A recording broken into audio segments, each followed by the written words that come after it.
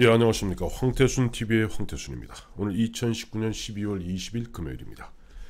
예, 오늘 오전에 검찰은 기획재정부, 기재부와 또 기재부 산하의 KDI를 갖다가 압수수색했습니다.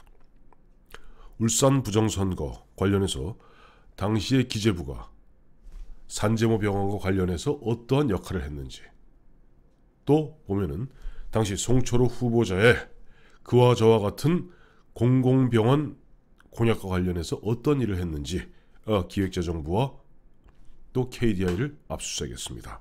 그야말로 그동안 송철호를 붙이기 위해서 청와대와 당과 정부와 경찰 그 모두가 혼연일체가 되어서 입체적으로 펼쳤던 부정선거의 그 어떤 그 얼개들을 파헤치기 위한 검찰의 노력은 눈물겹기까지 합니다. 그런데 여기에 보니까 지금 추미애 법무부 장관 후보자 말할 것도 없고, 이제는 집권 여당인 민주당이 검찰을 공개적으로 겁박하고 나왔습니다. 오늘 민주당은 울산 선거와 관련된 검찰의 수사가 공정하게 이루어지지 않는다면 특검을 추진하겠다. 참 기가 막힌 이야기입니다. 원래 특검이라는 것은 권력형 비리에 대해서 검찰이 미온적하게, 그야말로 흐지부지 눈 가리고 아웅식으로 수사했을 때 야당이 꺼내드는 그 카드가 바로 특검 카드입니다. 저는 지금 여당이 그야말로 이제 거의 이쯤 되면 막 가자는 거지요. 막장으로 치닫고 있다고 생각합니다. 집권 여당에서 검찰을 향해서 특검을 갖다 실시하겠다. 아마 오늘 중에 결정할 것 같아요. 그렇게 검찰을 갖다 압박하는 것은 그동안 청와대가, 조국의 법무부가, 또 지금은 추미애가 곧 수장이 될 추미애의 법무부가 여러 형태로서 윤석열 검찰을 갖다가 윽박지르고 그야말로 회방 놓고 하고 있습니다만은, 윤석열 검찰은 마치 제가 별로 좋아하지 않는 공지영 작가의 표현대로 하자면 무소의 뿔같이 뚜벅뚜벅 걸어가는 것 같습니다. 그야말로 지금 청와대와 당, 그리고 송철호 울산시장을 비롯한 그 관련자 수많은 사람들이 공포에 질려 있을 겁니다. 윤석열 검찰을 향해서 돌을 던지고 딴지를 걸고 딴죽을 걸고 회방을 놓고 온갖 짓을 다 해도 검찰은 만난을 무릅쓰고 뚜벅뚜벅뚜벅 걸어오고 있습니다. 이제 보니까 하다 못해서 특검하겠다는데 하십시오. 단 아마 자유한국당도 저와 생각이 같을 겁니다. 2016년 당시 최순실 그 비리와 관련된 최순실 국정농단 관련해서 특검 당시 집권당이었던 새누리당이 받았습니다. 야당이 요구하는 대로 특검 후보자 두 사람을 모두 다 야당에서 추천했습니다. 이번에도 그렇게 하십시오. 이번에도 특검을 하되 특검 후보자 2명은 자유한국당에서, 야당이니까 여당은 절대 개입하면 안 됩니다. 왜? 여당은 관계자이고 어떻게 보면 피의자이고 당사자일 수 있기 때문에 자기가 만약에 자기 죄를 갖다가 자기 검사, 이건 말 안 되는 얘기죠. 그러니까 야당인, 지금 그래도 그나마 야당이 원내 교섭단체가 2곳, 여당 빼면 야당은 2곳밖에 없습니다. 자유한국당, 비록 지금 풍비박산 일보 직전이지만은 바른미래당이 있습니다. 그러면 자유한국당에서 1명, 바른미래당에서 1명 추천하십시오. 그리고 예전에 박영수 특검을 고르듯이 문재인 대통령 고르십시오. 그러면 그 임명된 특검은 물론 특검보 뭐 지명하겠죠. 그러나 특검보보다 더 중요한 것이, 지난번 박영수 특검 때 봤습니다마는 검찰에서 파견 검사를 누구로 정하느냐에 따라서 이야기가 달라집니다. 박영수 특검이 나름대로 그 당시에 막 가열차게 밀어붙일 수 있었던 것은 특검보가 잘해서가 아닙니다. 파견 검사 팀장이었던 수사팀장 윤석열 당시 검사를 갖다가 수사팀장으로 삼았기 때문에 박영수 특검은 나름대로 자기 흔한 얘기 힘을 쓸 수 있었죠. 이번에도 마찬가지예요. 특검 하십시다. 특검하고, 특검은 야당이 요구하는 두 사람 중에 한 명 택하시고, 그리고 그 특검은 지금 윤석열 검찰에서 이 문제를 열심히 다루고 있는, 파헤쳐가고 있는 그 검사들을 몽땅 파견 검사로 받으십시오. 더 잘 됐네요. 그러면 이제 특검을 갖다가, 아니 추미애 법무부 장관 후보자가 특검을 갖다 괴롭힐 수 있겠습니까?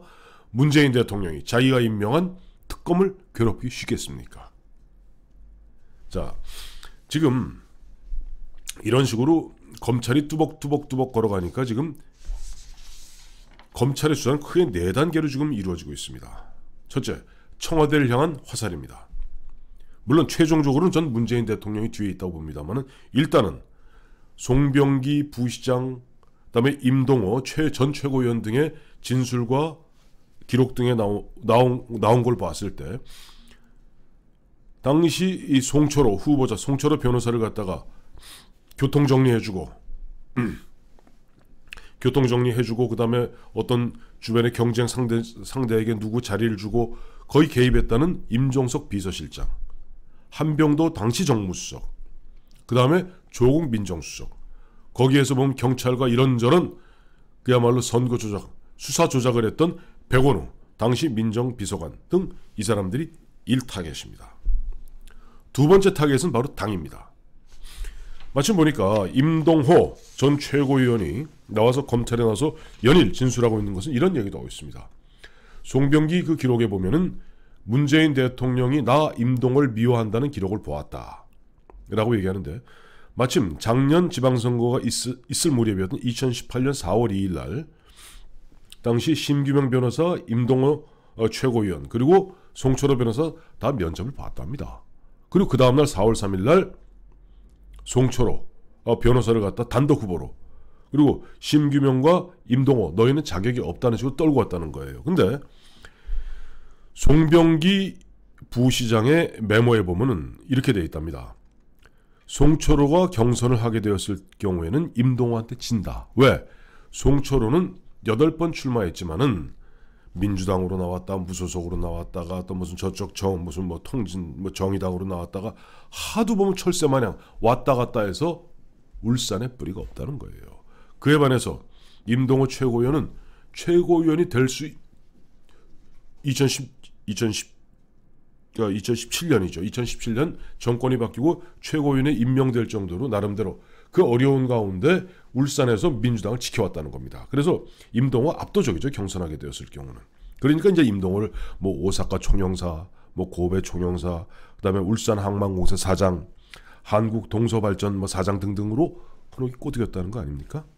그런데 이러한 식으로 그 당시에 보면 이 임동호 최고위원이나 심규명 변호사가 강하게 어필했음에도 불구하고 무리하게 송철호 후보로 단일 후보, 단독 후보로 만들고 나머지 두 사람을 떨궜을 때 최종 결정권자가 누구였느냐? 형식적 결정권자이지만 바로 추미애 대표입니다. 이제 검찰의 수사는 곧 자기의 어떻게 보면 상사가 될지도 모를 추미애 의원, 추미애 당시 당대표를 향해서 가지 않을 수가 없습니다. 청와대를 향해서 가죠. 당을 향해서 갑니다. 그리고 오늘 압수수색한 기획재정부와 KDI로 파고 들어갑니다. 예산 갖고, 세금 갖고, 정부의 정책 갖고 선거에 개입하고 부정성을 획책하지 않았는가. 지금 황운하 울산경찰청장이 있는 경찰은 말할 것도 없어요.